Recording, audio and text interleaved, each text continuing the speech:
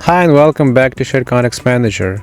Have you ever found yourself emailing spreadsheets back and forth, losing track of versions or missing critical updates? Well, it's time to say goodbye to those hassles. With Google Sheets, you can share and collaborate in real time, keeping everyone on the same page, literally on the same page. Now let's walk through the sharing process. First, open your Google Sheet and click the blue Share button in the top right corner. Now this window pops up. Here you can add people or groups by typing their email addresses.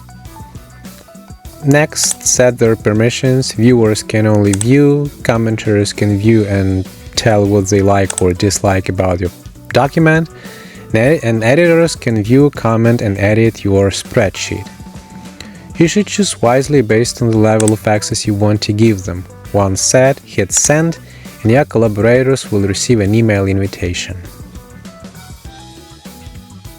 But what if you need to share your sheet with a large audience, or you simply don't have everyone's email?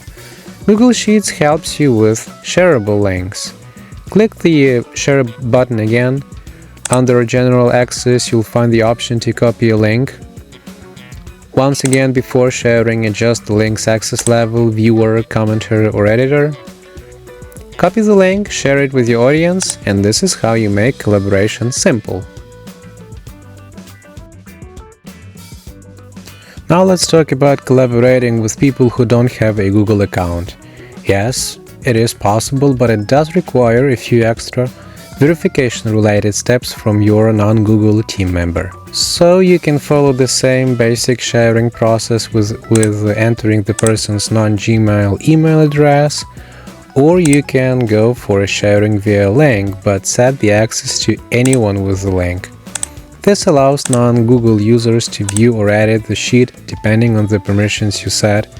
However, the full editing capabilities and tracking changes having a Google account is a much better idea. Also, always manage your sharing settings carefully to protect your data and make sure that only the right people have access.